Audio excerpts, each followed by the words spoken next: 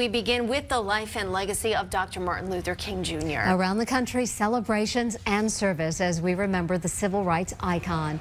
A wreath lays at King's grave site in Atlanta, Georgia. Keep your eyes on the prize. Hold on.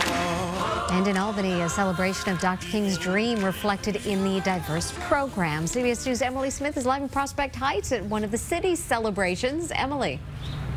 Good afternoon, Mary. Yes, it is 29 years and going strong for the event happening inside the building behind me. It is the largest of its kind in New York City and a free event that welcomes anyone and everyone.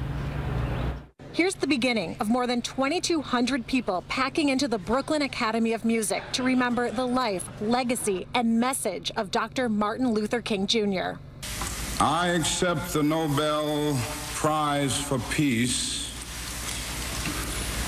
at a moment when 22 million Negroes of the United States are engaged in a creative battle to end the long night of racial injustice. It's Martin Luther King Day, and we always try to do some kind of service or come to a great event like this. One word that comes to mind when hearing Dr. King's name? The word that comes to mind is persistence. Inspiration, absolutely. An activist who did a lot of stuff for people of color.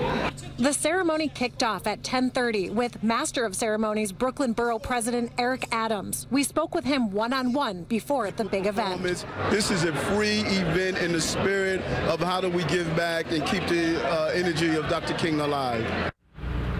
Also in attendance, New York City Mayor Bill de Blasio, also Senator Charles Schumer. He says this day reminds us of how far we've come, but how far we have to go.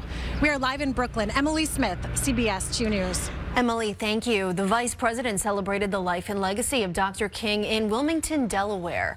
Joe Biden delivered remarks this morning at the Organization of Minority Women's annual breakfast. His speech focused on the current issues between police and minority communities.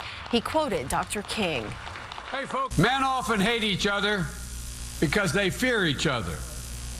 They fear each other because they do not know each other. They do not know each other because they cannot communicate. And they cannot communicate because they are separated.